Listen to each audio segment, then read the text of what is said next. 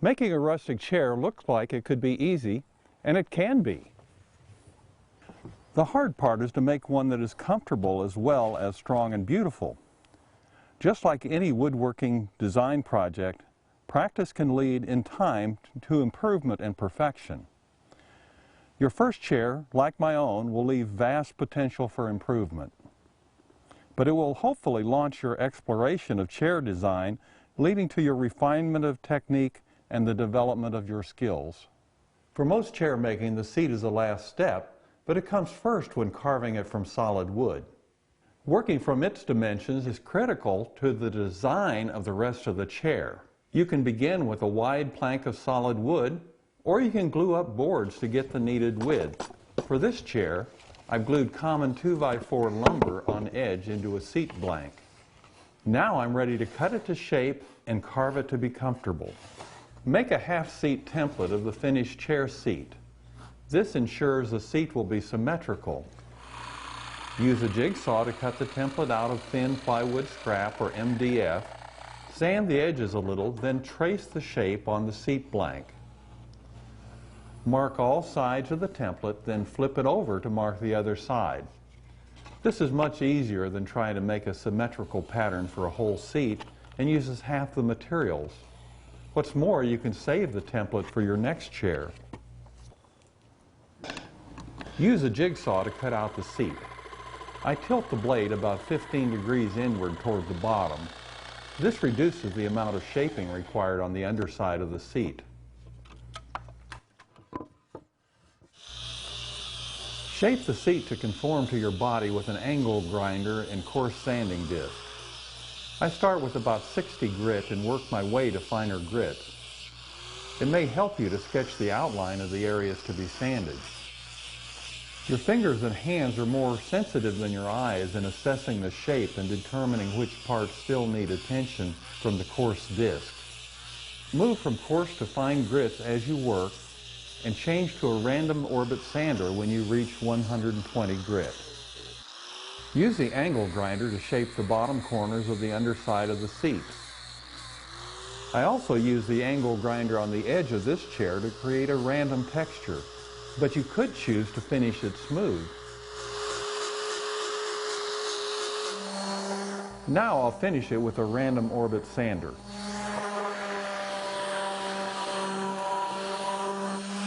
Now, if I were doing a fine walnut seat or a fine hardwood seat of some kind, I'd spend a lot more time in the finish than this. I'm going to cover this with milk paint and do a two-coat process. So it'll still get sanded after this, and the milk paint will leave the surface rather rough, so I'm not really needing a perfect finish. I'm going to mix up a chocolate brown base coat of milk paint, and you mix this about equal proportions by volume. And so when I get this thoroughly mixed up, I'll start brushing it on.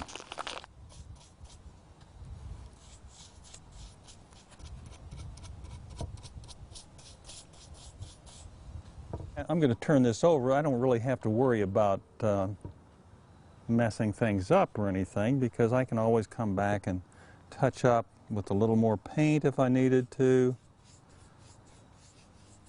I want to be particularly careful on the top because I want to make sure I got plenty of brown to sand down into when I sand into the top layer.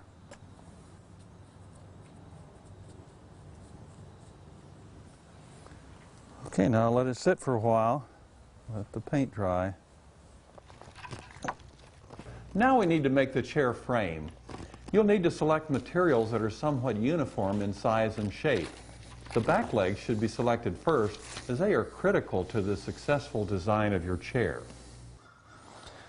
So I have two sycamore limbs that have similarity in curvature, which will allow the chair legs to come from the back and have a slight curve up to be more comfortable to where the back fits the seat. So I have a tape measure and I have an idea approximately how high the seat back needs to be. The back legs need to be about 40 inches, and they'll be cut down from there. So because of this similarity in curvature, I'm going to cut out these two pieces here about 40 inches long. Cut the front and back legs to length.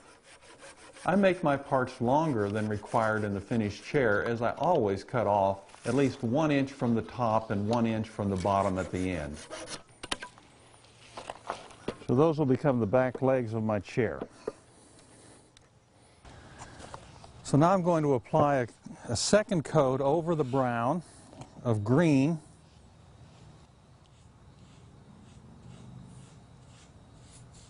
Turn it over and do the underside.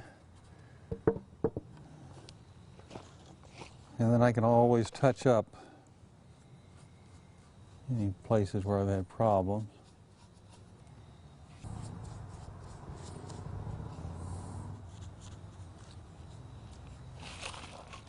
So at this point I've got my seat covered with milk paint in 2 layers, and I'm going to start sanding on it. I'm going to really try to pay the most attention to the areas that would get the most wear. So it'll be green, but it'll move into the chocolate brown in areas where you would expect there to be some wear. Okay, now I'm going to wipe it down with a cloth and use my clear finish.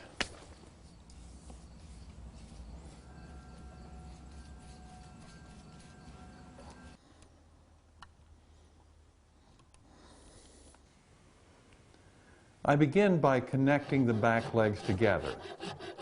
Because the back stretcher bears some weight from the seat, I cut a notch fitting it in, then use screws to hold it in place.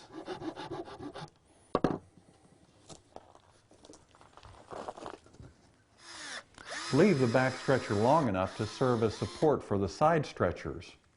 You will cut it shorter as the chair takes form. It will be helpful to become familiar with dimensions from a common chair to help with the locations of various parts. You can find those dimensions from any chair that's already in your house.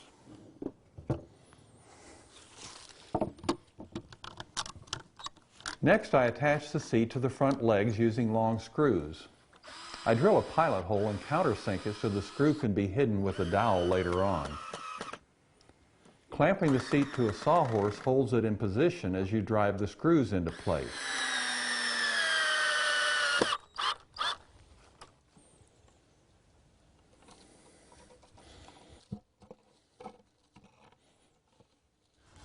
Here we go.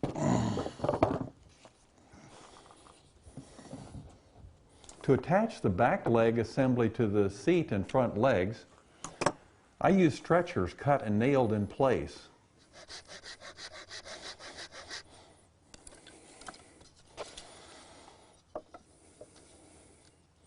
Turn the seat upside down on the bench and hold the back leg assembly in position as you drive in nails from an air nailer. Be careful in the selection of nail lengths so they don't poke out on the other side. As an alternative, in place of the air nails, you could use screws.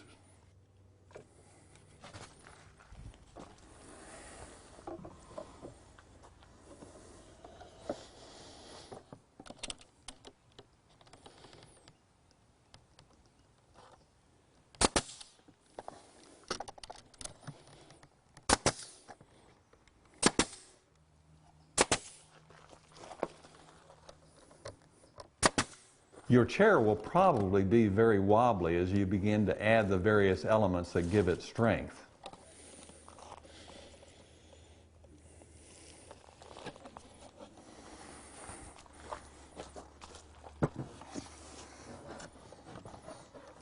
Add lower stretchers to the side, front, and back.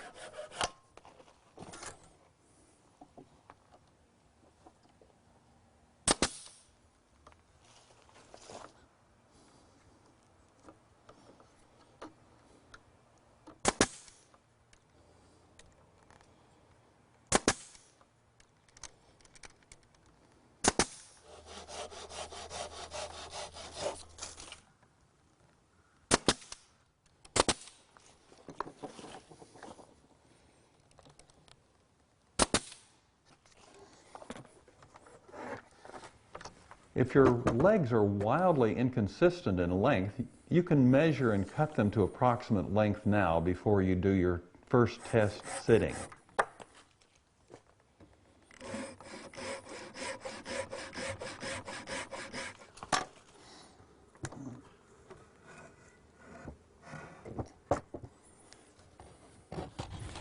I've got the front legs shimmed up. I want to cut the back legs down. It'll be 2 inches on this one and about a ½ inch on this one.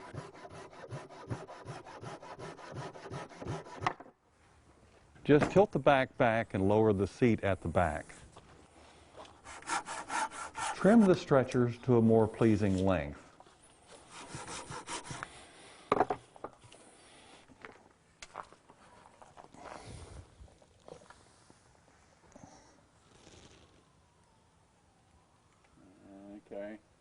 You can see I'm going to have to do a little bit of stuff to stiffen and stabilize it, and attaching my back will help.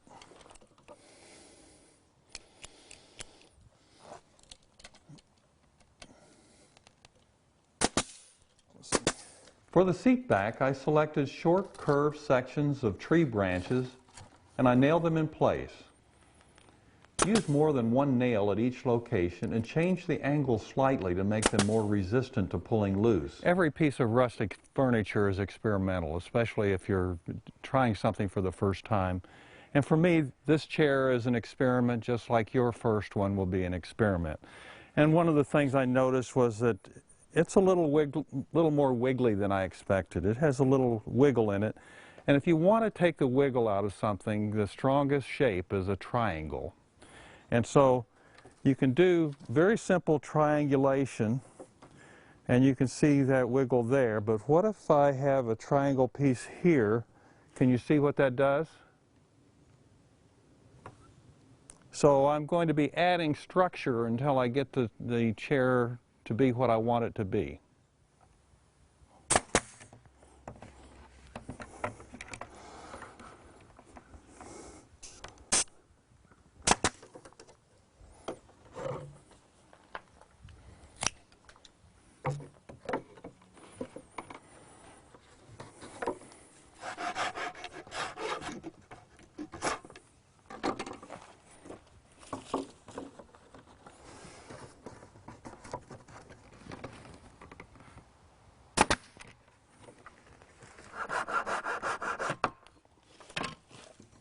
Cut short angled braces to go from the seat to the legs, then nail them in place. These braces will make it strong. These could also be attached with screws and be covered with short dowels for an even more interesting look.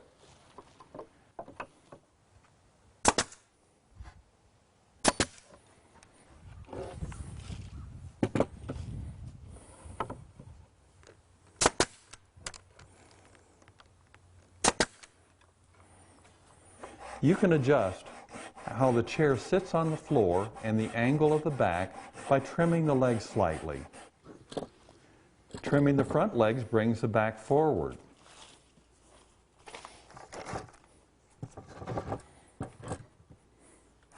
And then trim the seat back parts to length.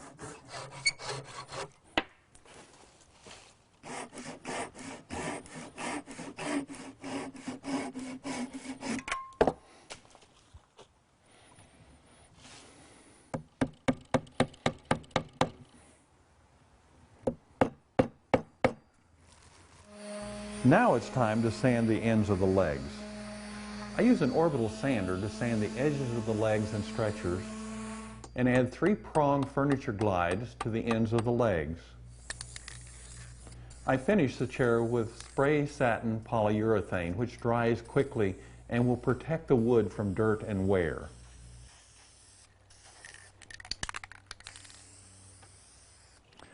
This is the chair we've just completed. You can see that by refining your techniques, you can move on to more complicated and more interesting projects. This one has a carved walnut seat and mortise and tenon joints and a walnut back. This one has the addition of arms and a seagrass seat and back. It's also made with mortise and tenon joints. That works.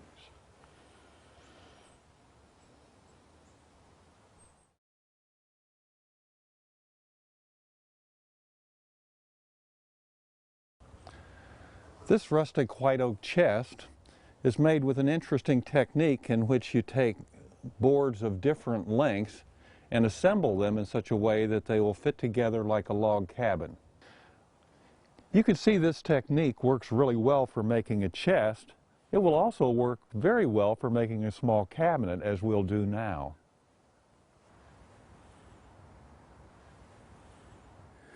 I've got this piece of white oak, and it's about as ugly as can be. And I want to turn it into a small cabinet that will just have this as the whole front. So I'm going to start by making a small cut off the side. I want my hinges to be on the left so that the door will open from the right. So now I have to decide which side I like the best. I'm actually going to choose the uglier side because this is for a rustic piece. Begin by sawing and planing your stock to uniform thickness and width. I'm only going to plane on the inside, not on the outside.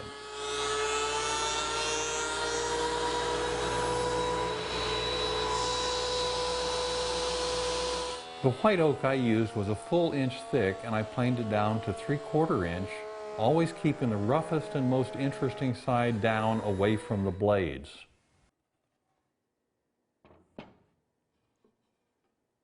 By examining my board, I can tell which parts I want to cut away, and then I can measure to see how tall I want my cabinet to be.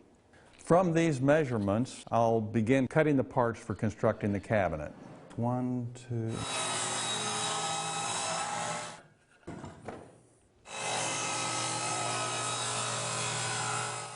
Rip saw the wood to width. You'll find this easiest using a table saw, but it can also be done with a circular saw and ripping guide.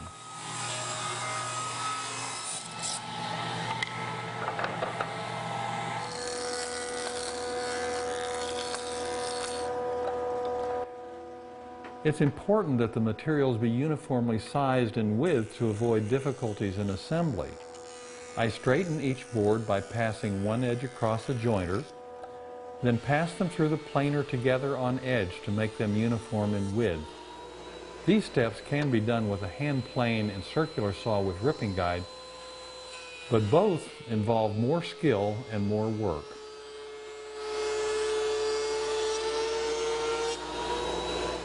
Now with these parts cut, I can show you how this interesting joint is formed. The pieces overlap.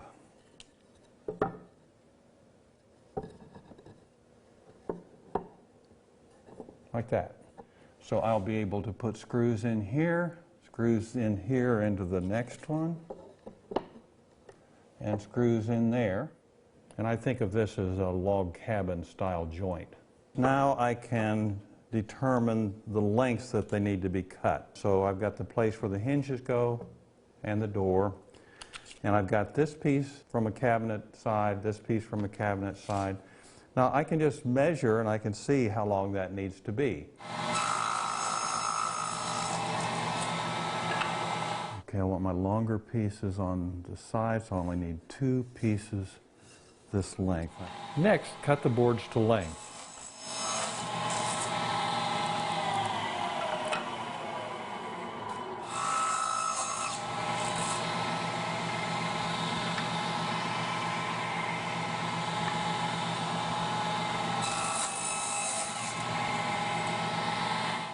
Gluing the parts together to form the top, bottom, and sides requires special care.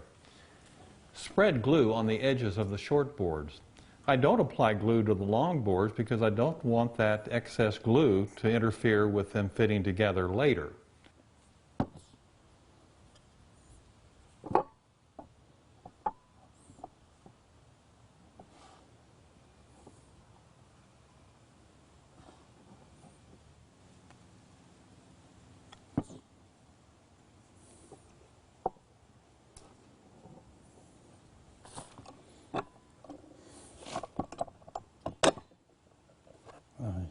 Marked and measured right there and there to help me with my alignment.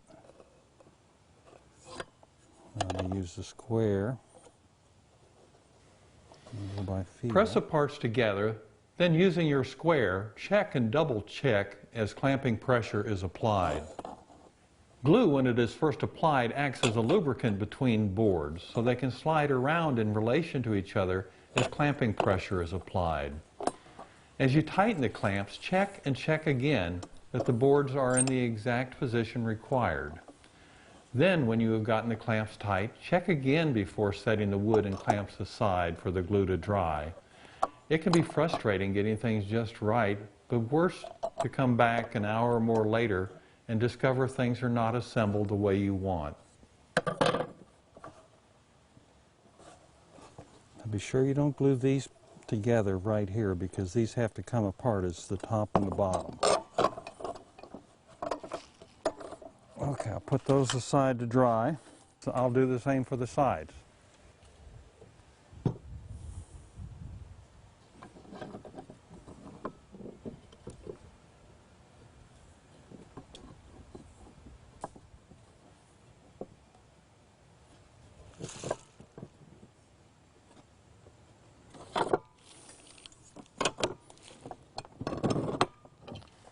Leave your glued up parts in the clamps for about 2 hours, then remove them. Before sanding the inside surfaces of the top, bottom, and sides of the cabinet, use a scraper to remove excess dried glue. Then sand from coarse to fine. I start with 120 grit in the random orbit sander and finish with 320 grit.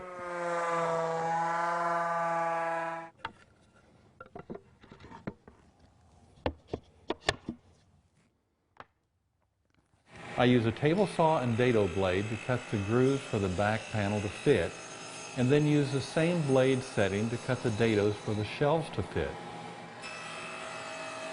Put the 1/4 inch dado blade in the saw and raise it to cut a groove 1/4 inch deep. Set the fence 1/2 inch from the blade. This space is necessary at the back to allow for the hanger strip that will be used to attach the cabinet to the wall. Use a miter gauge and stop block to make the cross cuts on the inside of the cabinet for the shelves to fit.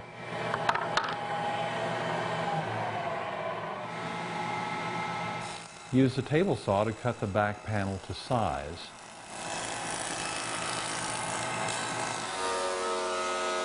Then plane the material for the shelves down to 1/4 inch thick to fit the dados in the cabinet sides, and then cut the shelves to width and length.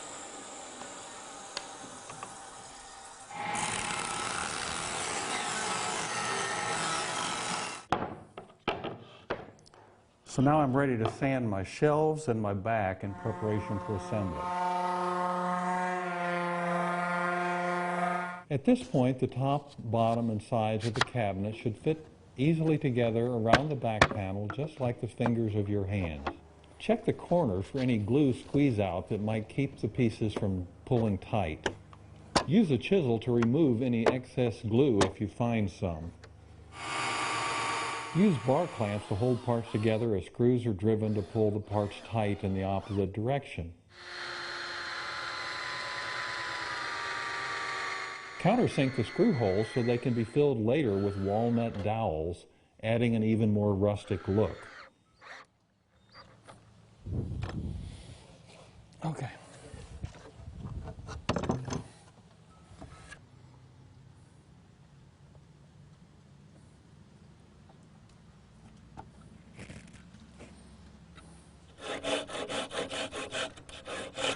Now that I have those spaces filled, I'm ready to sand.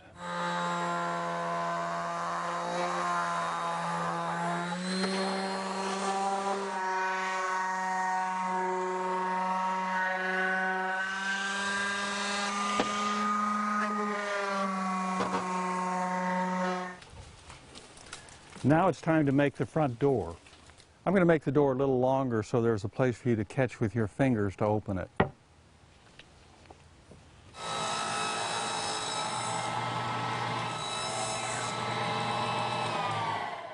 Now I'm ready to sand it.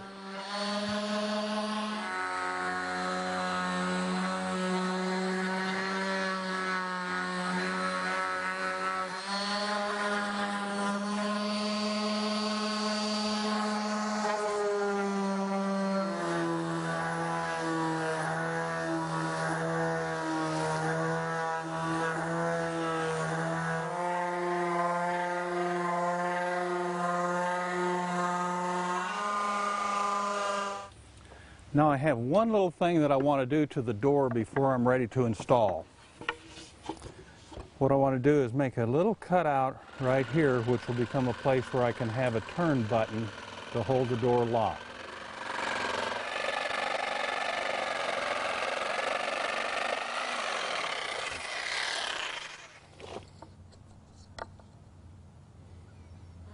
Now that I have a door, I'm going to assemble the cabinet. Attach the hinge mounting strip at the side of the cabinet.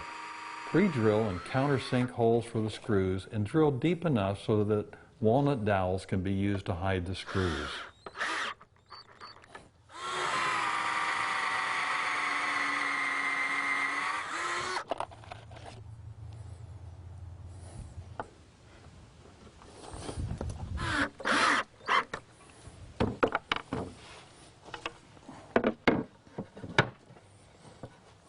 Okay, I just want a little space here to just make sure it doesn't bind. And then I'll be ready to put the hinges on.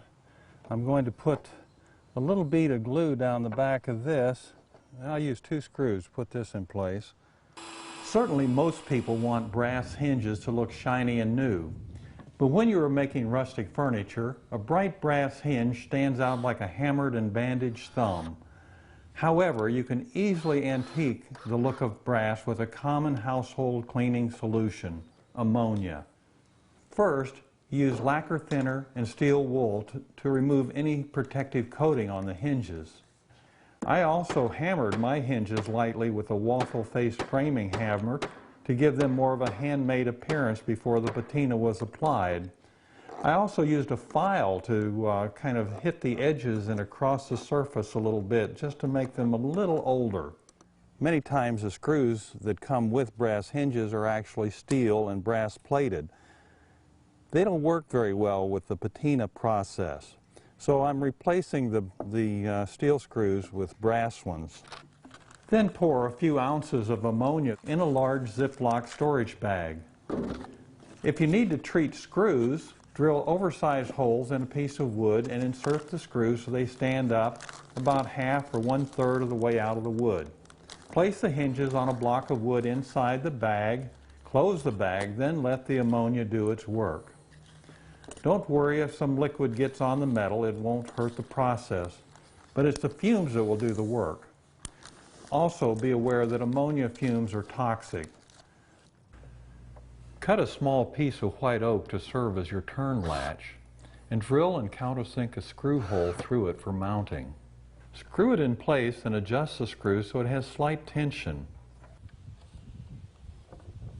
Now that the cabinet is almost done, I'll use walnut dowels to cover each screw. I'll put a dab of glue in each hole and tap the dowel in place.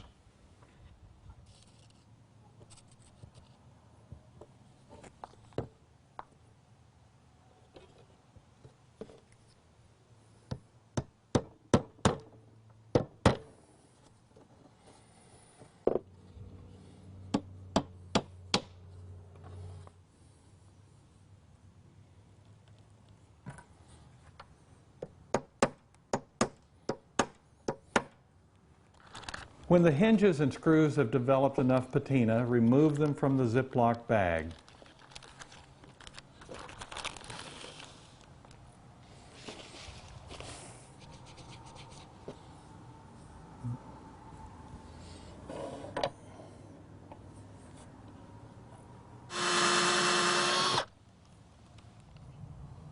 Screw the hinges in place to mount the door.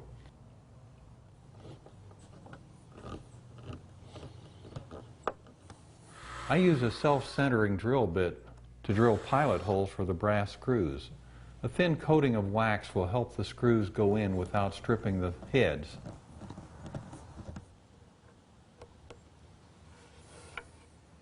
Okay, now we're ready for an oil finish.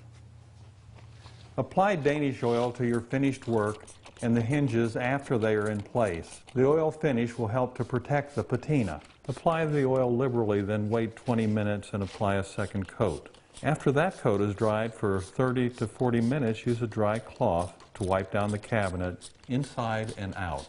If you want to add a final coat, wait 24 hours and then just apply a light coat and rub it out within 30 minutes. Yeah, I've got to let this sit. I think I got every square inch I could hit. So now I've finished my rustic cabinet and it's time to figure out, how do I hang this on the wall? I have a piece of white oak that is planed in thickness to match the recess of the back in the cabinet. So I'll make a cut through here at the 35-degree angle. This piece will become the hanger at the top of the cabinet, and the matching piece will become the hanger that mounts to the wall. This piece I'll glue and screw into the top of the cabinet, and this piece will be attached to the wall. And when they interlock, that will hold the cabinet securely in place.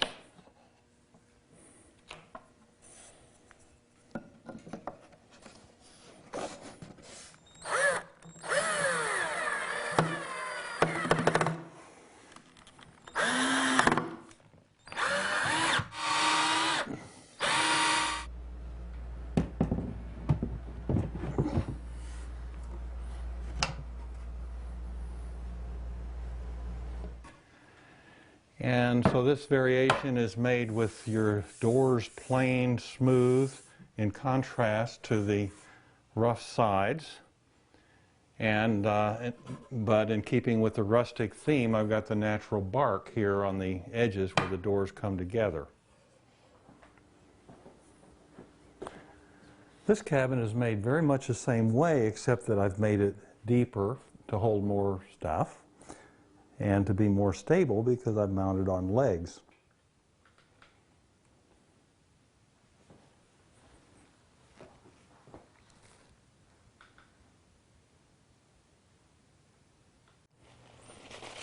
One of the most appealing things about making rustic furniture is that almost all the materials required can be gotten for free. Look for small trees and recycled lumber in your own community. Tree services dispose of branches free and may even deliver. The variations in the materials will mean that each project will be unique and a challenge to your creativity. If you're a beginner, start with the easier projects. They only require common handyman tools. Mix and match the techniques between projects and you'll find ways to customize and personalize your own work. Don't forget to look beyond what I'm doing here. Go out into the woods. You'll find forms and textures of the forest to be your greatest source of inspiration. Then don't be afraid to make mistakes. It's how we learn best.